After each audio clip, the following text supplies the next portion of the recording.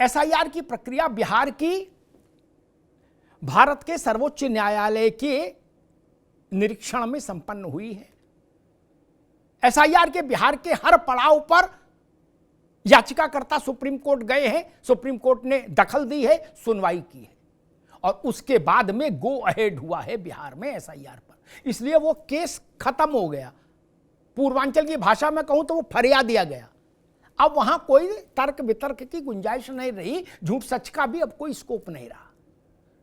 जब supreme court में मामला चला गया और सुप्रीम कोर्ट ने अपना उस पर निर्देश जारी कर दिया, तो उसके बाद फिर तो कोई इसको बचता नहीं है कहा सुनी का। अरे श्रीमती जी कुछ तो सस्ता लो, बचत करो। नहीं श्रीमान जी, सब बढ़िया लो, रहने दीजिए। इसमें क्या खास बात है? थोड़े में ज्यादा स्वाद, यही तो है इसकी खास बात। वाह मामा, क्या स्वाद है। अरे मेरे राजा, मसाला। कि रामलाल ये बोल रहे हैं और श्यामलाल वो बोल रहे हैं, ये कोई विषय नहीं लगता। यह भी सच है कि बिहार में फाइनल वोटर लिस्ट के विरुद्ध एक भी अपील नहीं आई, यह भी सच है। तीसरी एक बड़ी बात जो कीर्तिवर्धन जी ने कही, कीर्तिनिधि जी ने कही कि भाजपा क्यों उत्तर देती है।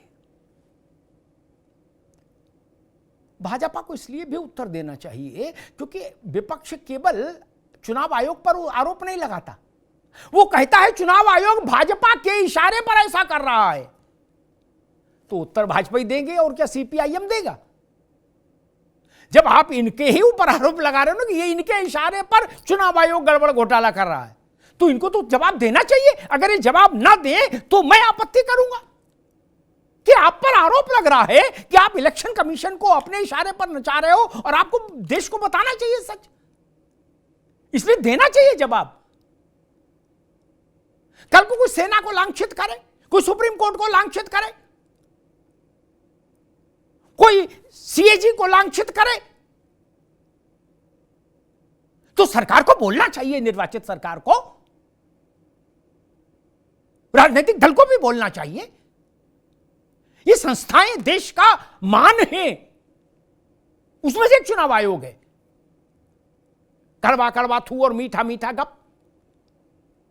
हिमाचल में चुनाव ठीक हुआ, उत्तर प्रदेश में खराब हो गया, ये तो नहीं चलेगा ना। बंगाल में चुनाव ठीक है लेकिन दिल्ली में गड़बड़ है, ये नहीं चलेगा। केरल में चुनाव ठीक है लेकिन महाराष्ट्र में गड़बड़ है, ये नहीं चलेगा ना। और इन चीजों का जनता पर इंप्रेशन भी खत्म हो गया। इंप्रेशन होता तो जनता उस दिशा में सोचती। ईवीएम और एसआईआर, ये दोनों मुद्दे सुप्रीम कोर्ट के कसौटी से निकल कर आए हैं, निखर कर आए हैं। सुप्रीम कोर्ट पर ईवीएम पर जितनी हाय तौबा थी, जितना विलाप था, जितना हाहाकार था, वो सब सुप्रीम कोर्ट में गया। महीनों सुनवाई हुई, बड़े बड़े विद्वान काला कोट पहन के गए, अंत में सुप्रीम कोर्ट ने अपना फैसला सुना दिया, बात खत्म हो गई। हम मानते हैं कि सुप्रीम कोर्ट का विजडम अमिताभ अग्निहोत्री, रत्नाकर सिंह, कीर्तिनिधि पांडे, गौरव जैन और डॉक्टर मोनिका सूद से ज्यादा है। और वैसे भी लॉ ऑफ द लैंड है, इसलिए हम सिर झुकाते हैं। जब ईवीएम पर फैसला आया तो एक बड़े विपक्षी नेता से पूछा गया, तो उन्होंने कहा देखिए हम सुप्रीम कोर्ट के निर्णय पर कुछ नहीं कहेंगे। बोले अब आप ईवीएम से संतुष्ट हैं? उन्होंने संतुष्ट तो नहीं, लेकिन हम अपना धीरे धीरे जारी रखेंगे कार्यक्रम। तो सुप्रीम कोर्ट किस लिए गए थे जब कार्यक्रम जारी रखना था? जब माननीय सुप्रीम कोर्ट की भी नहीं है तब काहे को गए थे सुप्रीम कोर्ट? एसआईआर पर सुप्रीम कोर्ट गए, क्यों गए? यही फरियाते सुप्रीम कोर्ट गए और जब सुप्रीम कोर्ट ने कहा कि संविधान ने जो दायित्व चुनाव आयोग को सौंपा है, constitutional obligation towards election commission उस अपने ऑब्लिगेशन को पूरा कर रहा है, तो मामला ठंडा हो जाना चाहिए, फिर विड्रॉ कर जाओ सम्मानपूर्वक।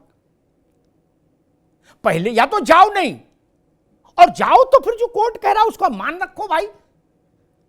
इसका मतलब तो यह है कि हम कोर्ट इसलिए जाते हैं कि हमारे हक का आ जाएगा तो हम मानेंगे, और नहीं आएगा तो हम फिर मैदान में निकल पड़ेंगे वो हाथ में किताब लेके। सुप्रीम कोर्ट को टेकन फॉर ग्रांटेड नहीं लेना चाहिए। सुप्रीम कोर्ट का निर्णय वैकल्पिक नहीं हो सकता, कि मन का होगा तो मानेंगे, मन का नहीं होगा तो नहीं मानेंगे। सुप्रीम कोर्ट का निर्णय अंतिम होना चाहिए और हृदय से स्वीकार्य होना चाहिए, दबाव में नहीं, हृदय से स्वीकार्य होना चाहिए, क्योंकि वो भारत की भूमि का सबसे बड़ा न्यायालय है। धन्यवाद।